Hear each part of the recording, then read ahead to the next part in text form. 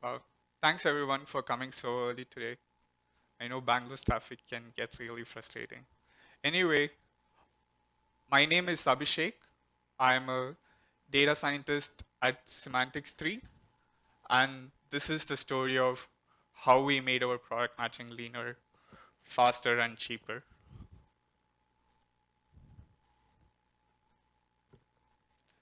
So let me give you a little bit of context about Semantics3. We are an e-commerce data company. We crawl and organize the entire product web for product information. So when I say organize, there are a whole bunch of fuzzy problems that we have to solve along the way. Starting right from crawling the HTML page, so that's unsupervised content extraction, where we turn the HTML page into some kind of a structure.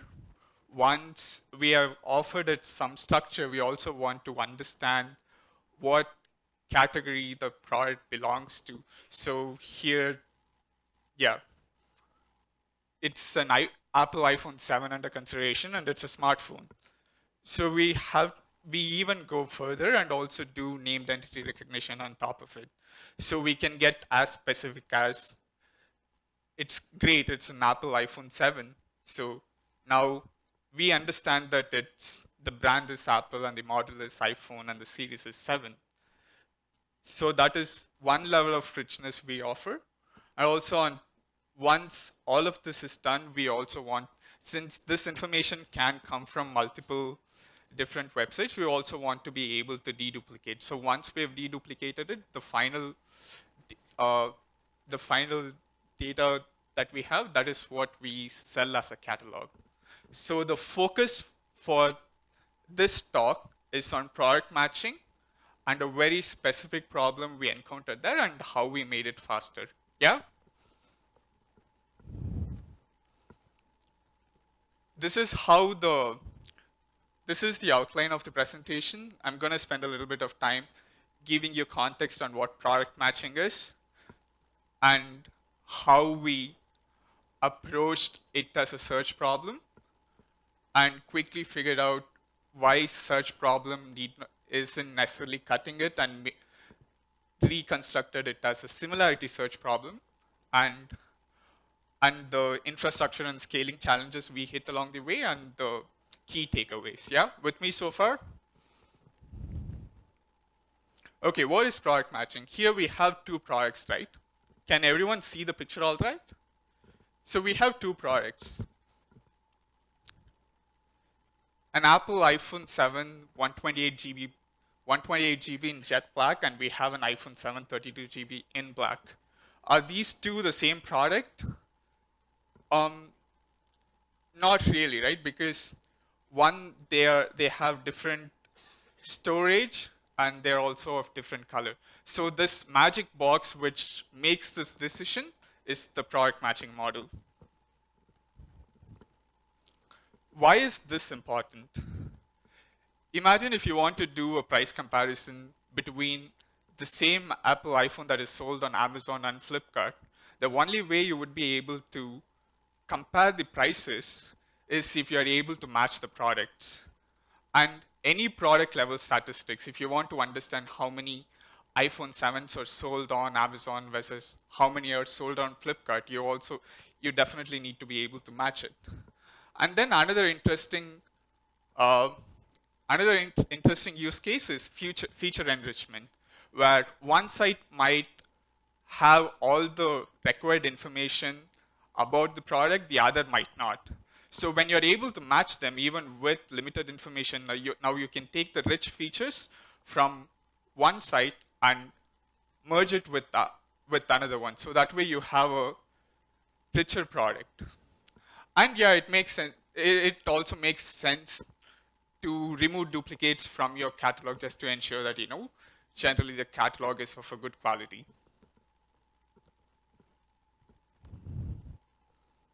Okay. Now, I noticed that some of you thought the Apple 7 128 GB and the 32 GB, both in different colors, were in fact the same product. uh, there is a fundamental distinction. So let's go a little bit and figure out define the problem clearly and nail down what is a match and what is not a match. So here we have uh, Apple's iPhone 7 unlocked 128 GB in jet black. This is also 128 GB in jet black. So the at the feature level, all the attributes are the same. So this is a match. However, in this case,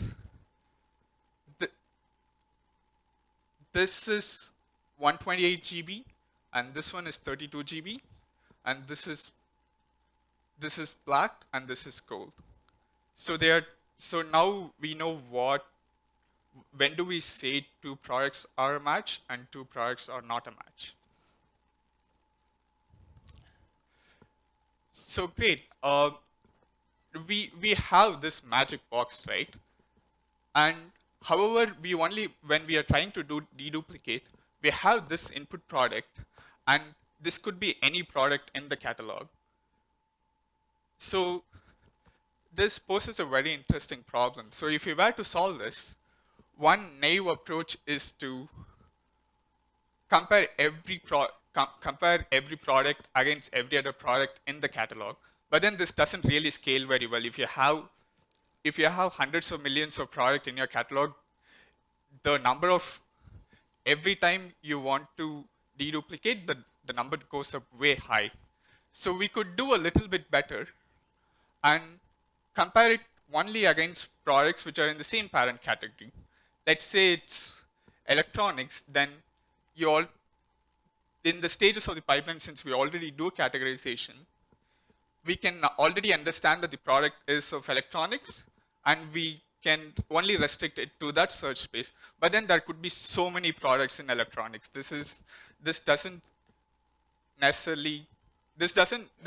reduces the search space, but not so good, right? We could take it all the way to the leaf level. However, this could also, then you'll still have to match it against all the mobile phones. Or we could do even better.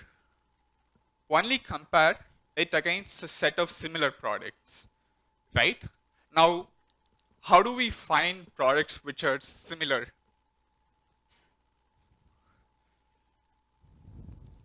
Yeah, given a product A, how do we come up with the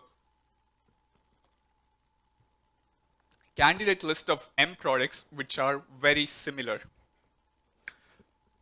Yeah, the moment I saw this, yeah, it's so simple, right? It's a search problem. You have input data, and the input data has a lot of attributes. So now I only need a way to search it and get all the products which are similar. This sounds so easy. Take all the products, index it into Elasticsearch, and then whenever you have a new product, query it against Elasticsearch. Whatever result that you get, you send it to your product matching system. So this is what I was expecting. So I search for Apple iPhone 7. It neatly gives me all the products which have the same attributes and are very, very similar to each other. But this is when reality hit me. So I searched for Apple iPhone 7. It gave me one product. Okay, fine. iPhone 7 32 GB in space gray. But then where the hell did this come from? So now I have a harsher case and screen replacement, right? So if my search is showing up all these products which are definitely not a match, then I'm doing so many useless comparisons.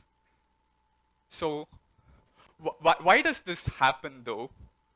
I mean, so it has all the products all the important keywords in the search query. So the results also do have some amount of the important search query. It has iPhone, it has iPhone, it has iPhone.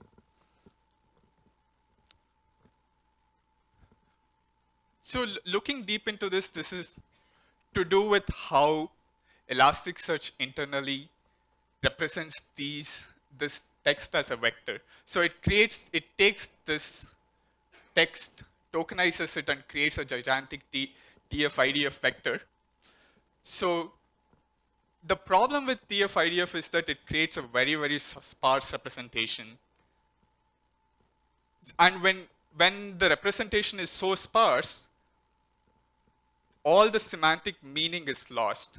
So from the result, if we noticed, the major reason why this is happening is that the result hasn't really obeyed the semantic meaning of the search query or whatever we are trying to search for. How can we fix this? Okay, one easy way could be to, since we already have information about what category something belongs to, and also we know all the attributes, can't we just use all the structured attributes in the input product and use that to further reduce our search space and query it? The problem is that we are just talking about mobile phones. When you scale it to all the products that are all the e-commerce products, you have each category itself could have hundreds of different structured attributes. And even though these are structured doesn't necessarily mean it is in a particular form. This is still textual in nature. You are still going to have to run your free text queries on what is supposedly structured. And this way, what we are also doing is we are putting very, very strict quality standard on the input query itself. So this is a non-starter for a use case like feature enrichment, where your input may not be so rich, but you still want to enrich it. Naturally, so we did try this. We did try using structured attributes in our queries, but one thing that happened was the queries were getting a lot slower. Our latency for this system was sub-second before, and then when we made this change, it jumped all the way up to 1.5 seconds to 2 seconds. There should be a smarter way to do this. So yeah, it's a similarity search problem. What if instead of me hand engineering all the features and also hand engineering the query, I have a model which can understand all of this attributes, and the model can tell me what the similar products are. How are we going to do this? So this is my input product, Apple iPhone 7, 128 GB jet black, GSM and unlocked, and this is the product's image. So this is the magical model that I want, which is going to take all of this information and embed it in a vector space. Right? If I have this embedded in a vector space, then what I can do is this vector space now becomes my search space, and I can use this input query and the vector representation of this input query and query for all its neighbors. So that is the key idea here. Before we dive further in, let's try to peek into a model and see what it does. So before anything can go into the model, we want to make sure we are able to represent it into a vector in as crude a manner as possible. So as this product in its vector form makes its way through each layer of the deep net, what is essentially happening is the vector space keeps getting transformed.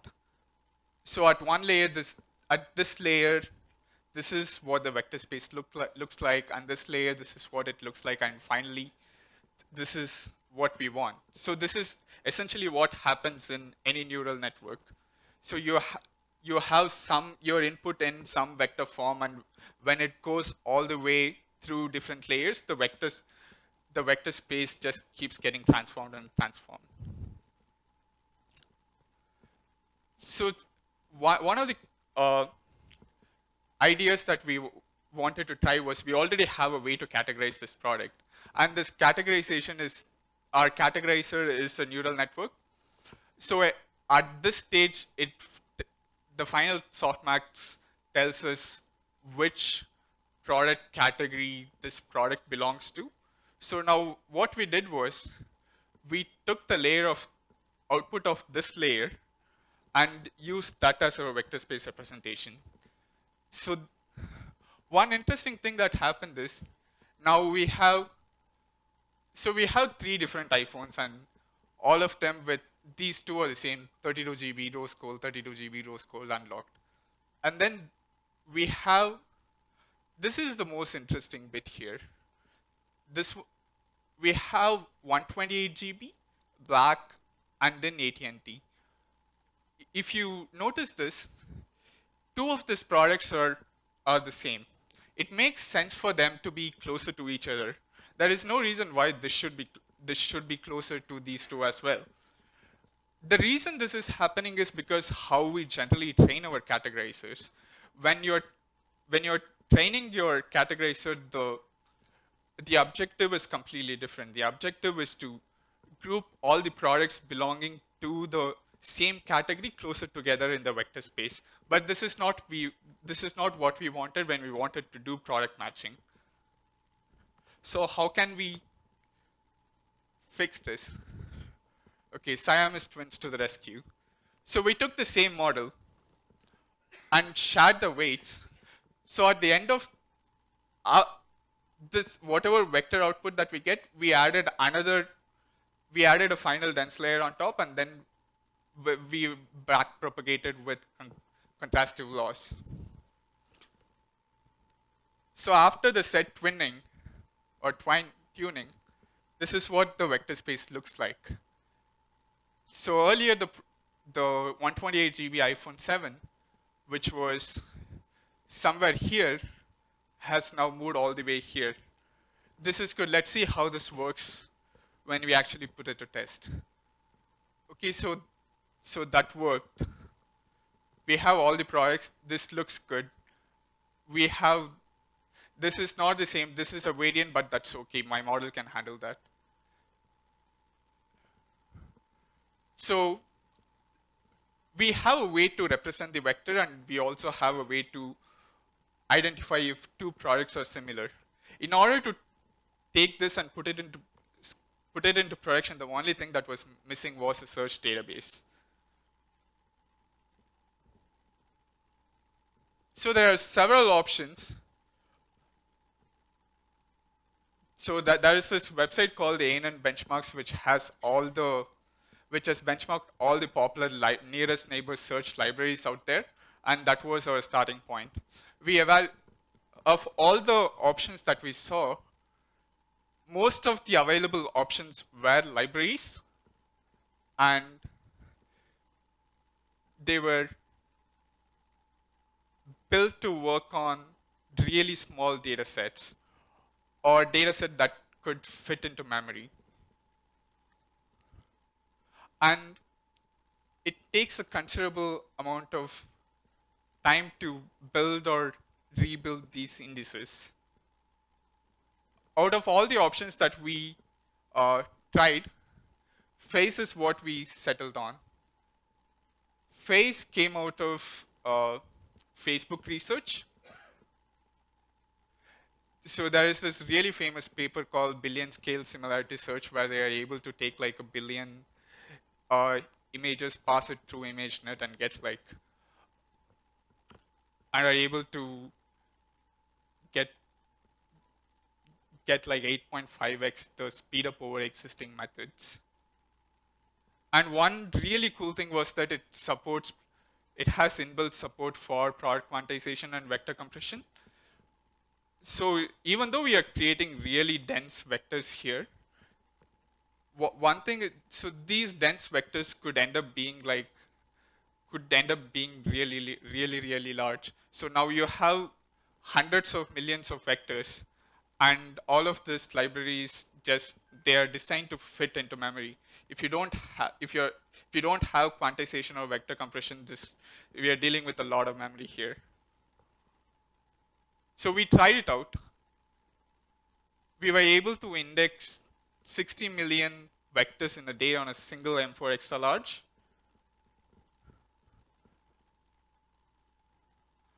And the entire index of 60 million vectors was less than 4 GB, and we could easily fit it into memory.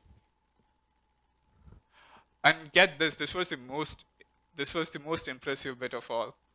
It had amazing read latency. We were hitting like 390 milliseconds at k equal to 100 if we were not doing batching.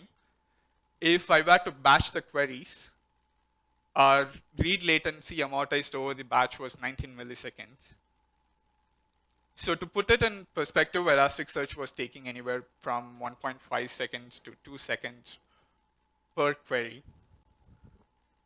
But it's only a library, not a database.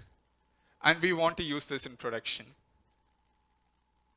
So like we saw, the numbers are too good to be true, and it works. What can we do to make it work and take it to production? So it was time for us to ask if we really needed a database in the most traditional sense. So our workload is predominantly read heavy, and we wanted it to be highly available. We were okay with the data being slightly out of sync, but we wanted it to be highly available. And we were okay if it was doing batch writes. So going over all the documents again, it turns out we didn't really need a database in its traditional sense. So what we pretty much ended up doing was we took Phase and slapped a network proxy on top of it, and it worked for us. But what about the writes? The only problem with this approach is that if I want to scale writes, the only way I can do it is to vertically scale the machine. So one workaround is to just keep one master index, and all the writes go to that master index, and this master index is not going to be available via network. So whenever we want to write it, it's going to be in batch mode, and once the writes are made, we'll replicate the master index across all the available read replicas, and make the reads make them available, make the new writes available for reads. So this is what our key benchmark, just to tabulate our benchmarks, this is what it looks like. Our recall at 100 with Elasticsearch was 91. It jumped to 95 when we were using Phase. This is mostly thanks to the better representation. And the most impressive bit is how our read latency went from uh, anywhere from 1.5 to 2 seconds to 390 milliseconds. And if you were batching it, it was 19 milliseconds. And our cost for every 100,000 deduplication went down from $300 to $30. Throughout this whole exercise, these are key lessons. Tuning Elasticsearch can only get you there is only so much you can do with Elasticsearch. You need to know when it fits your problem and when it doesn't.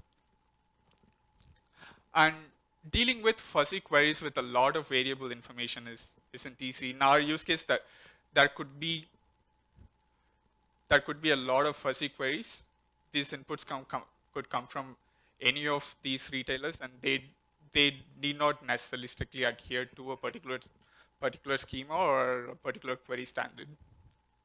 And search is only as good as its representation.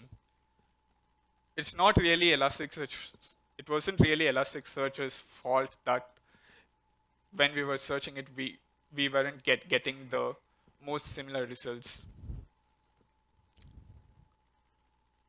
And use case specific solutions like what we ended up doing here could be a lot more cost effective. In this case, our latency went down 5x, and also our cost went down by 10x. So yeah, if you have questions.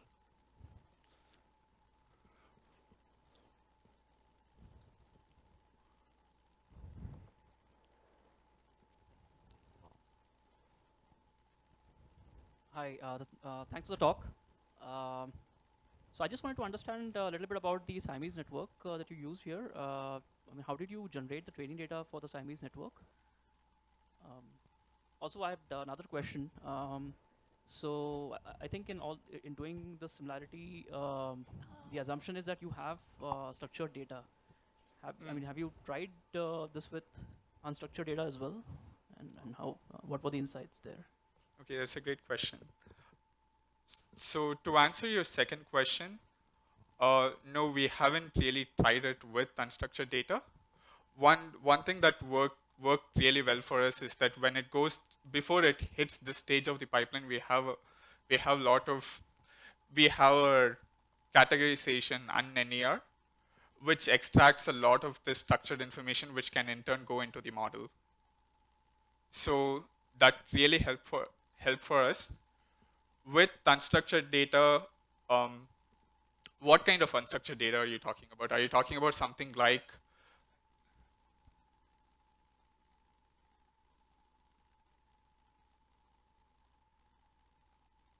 yeah, we haven't tried it with just the title. So if it is something like images, you could try what FaceNet does. To answer your first question, there are multiple things that you can do to generate your input training data set. You can do something like triplet mining. You can do something like triplet mining. Maybe I can share the paper with you later. So yeah. Next question. We'll stick to one question per person so that we give chance to everyone. Yeah, so when you did compression in your dense vector space, so you already have dense vectors and then you further compress them to whatever degree. You showed the improvements in the speed, but do you know how much of a cost you paid in terms of your model similarity metrics? Because now that you're compressing, your similarity matches are going to take a hit. Do you have a comparison there? Yeah, it wasn't re- it wasn't really significant for us to completely abandon the compression. So the trade-off wasn't that high. It was probably like a 0.5% drop. So we were given the uh, given the infrastructure reduction in infrastructure cost, it made sense for us to go with the compression than to than that 5%, the 0.5% boost that we are getting.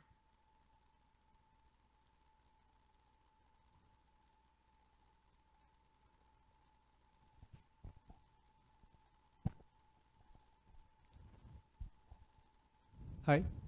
So my question is regarding the Siamese architecture. So onto the Siamese heads, what actually goes in? Is it the when you said product is the information that goes in? So is it actually the image of the product, or you are combining the image and the text in any way? And if so, how are you combining it?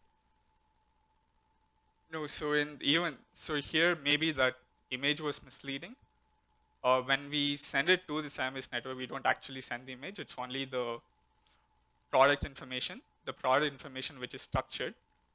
The, So when we process the input, we have different attributes, and these different attributes are encoded in a particular format and then fed in. We are not really combining both the text and the image, at least in this version of the model. But yeah, so if we wanted to do something like that, there are a lot of multimodal techniques that you could use. So one simple way to do it would be to take the output vectors of both of you have two different models, one that encodes your text and one that encodes your images, and you merge these two vectors by simple concatenation and train the entire model together. have you done this experiment? uh, no, it didn't really work out that great for us, but yeah, we are working on All right, this. all right. So what worked best was just sending the encoded textual Yeah. features into it. Yeah.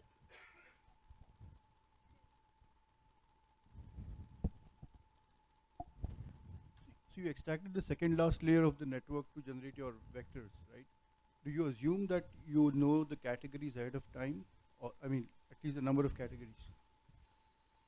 Yeah, so we have a fixed, our category tree is hierarchical, and we know which these categories are enumerated, and we know what those categories are. So there are only a fixed number of labels this classifier could classify a product into.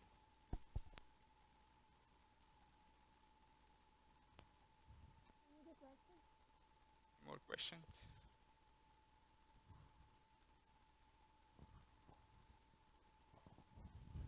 Yeah, so there's a lot of attention on Siamese network. So, I mean, this might be a combination of all the questions, but just to clarify, the first network had categories as the target variable, right? And that obviously nothing is there to kind of tell it, kind of Apple iPhone 32 GB is closer, should be closer to 128 GB. Then you use Siamese network. What exactly is the dependent in the Siamese network? Sorry, I didn't get you.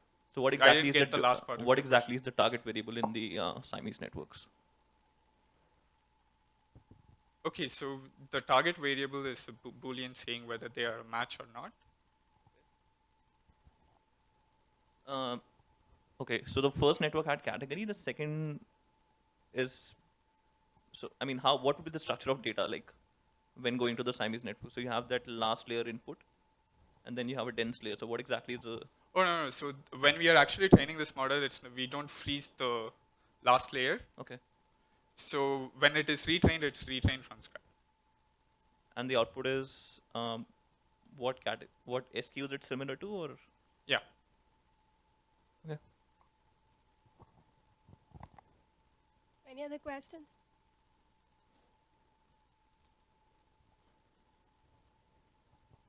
Hi. So when you did the comparison with Elasticsearch, did you tried optimizing it as well? Like there also we have weighted queries. We can add weight to the category, so it will give more weight to the similar category features. Yeah, that's a very good question. We actually did try that. So going back to my slide, I think it's this part. Yeah, so we did try it. So that's what I was talking about when I said structured attributes. So we did try that, but then here the problem is that you have, for example, if you look at our category tree, there are like 20,000 different categories all the way up to the leaf node. So now if you want to target this makes sense when you doing hand tuning this for Elasticsearch to get it to work makes sense when you're only working on a particular set of categories. Say you're only trying to solve this for mobile phones, or you're only trying to solve this for laptops. But then when you want to scale this across multiple categories, then it's like a lot of hand tuning that you would have to do. What happens when you have a new category? These category trees are updated from time to time, and also sometimes customers come in with their own category taxonomy, and we also want to be able to accommodate that.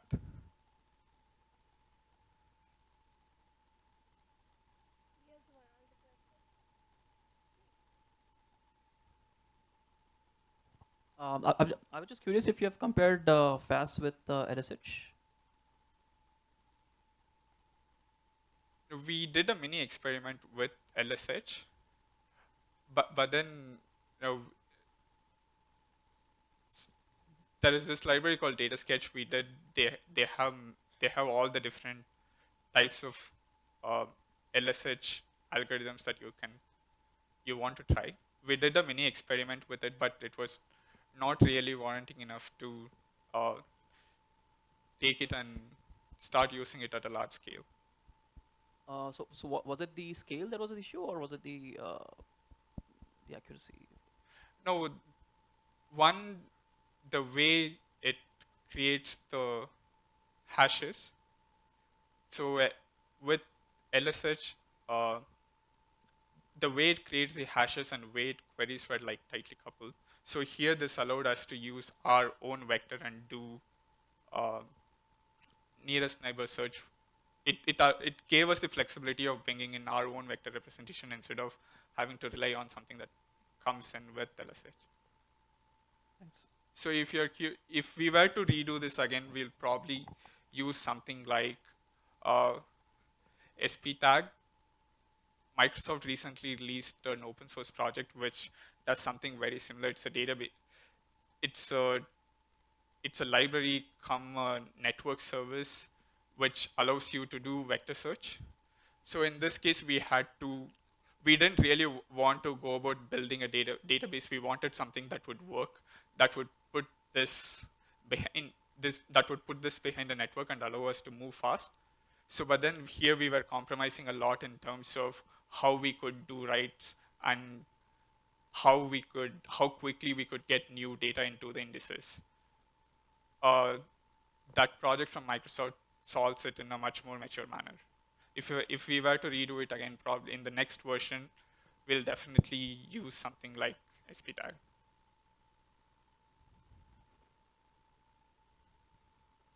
Does anyone have a question? 3 more minutes left. So with this you achieved essentially similarity search, right? So did you take this further to identify exact duplicates within that neighborhood? Oh yeah, so that was not really the scope of this talk. The Okay. scope of this talk is specific to how we are doing similarity search. But yes, so this is not the product matching model. Yeah. So with this, what we are essentially doing here is to generate candidates to be fed in as input to the product matching model. Right.